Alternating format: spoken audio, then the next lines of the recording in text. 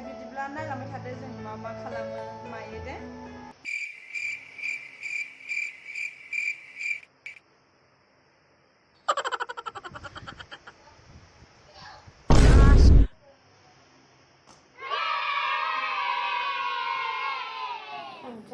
मास्कआनो गानबाबो जायाखैमोन नै दासो जाबाय।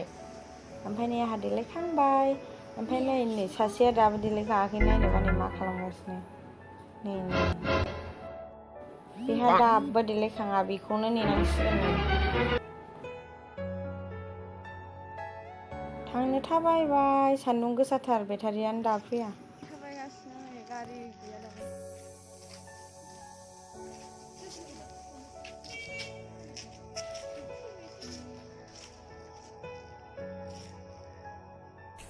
बेटारियानो गंसेबो गैया सान्दुं गोसा जां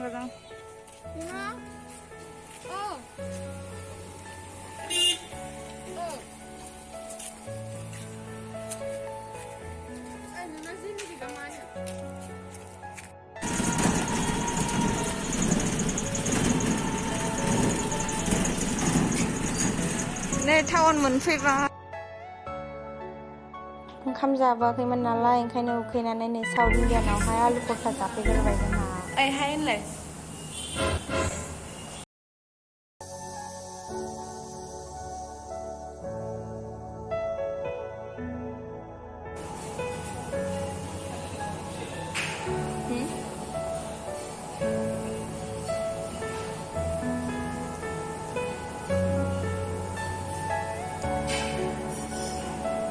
आयु बेना जि गिदिर ना नै।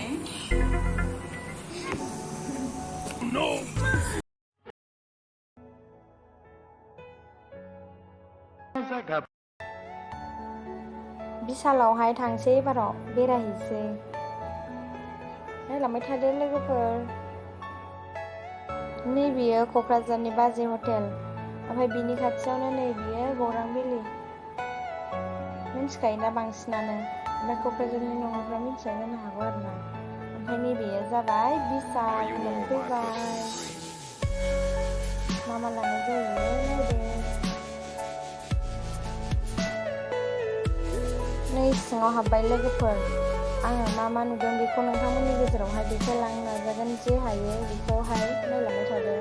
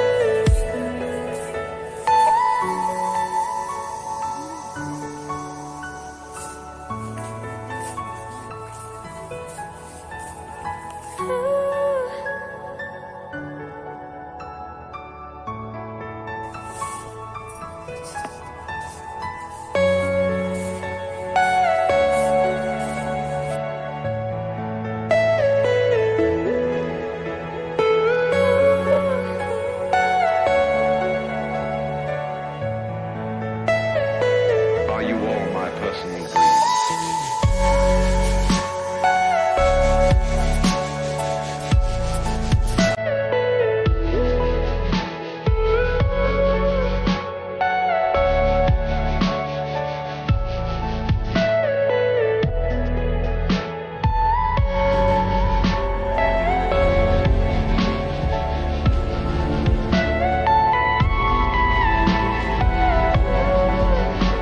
बिशालाव हाबखांनानै नैबेयावहाय नै मेथाइ जाफैबाय लोगोफोर बिनि दखाननि मेथाइआ गोथावथार आरोना जोबोद गोथावखा नै मेथाइ जानो नेदों जाबोनानै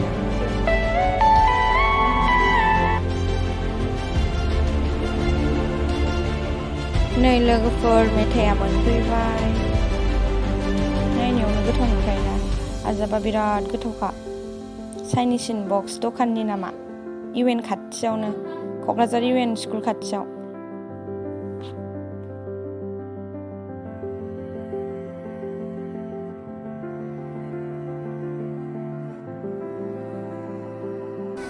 दानिया नै जों जाखांनानैहाय थांफिनसै टाउनावहाय लोगोफोर बिदिब्ला आं दिनैनि भिडिअखौ एसेयावनो दोनथ'नोसै आंनि भिडिअखौ जोबजासिम नायनायनि थाखाय थेंक इउ गुबुन मोनसे गोदान भिडिअआवहाय थाबैनो लोगो मोनगोन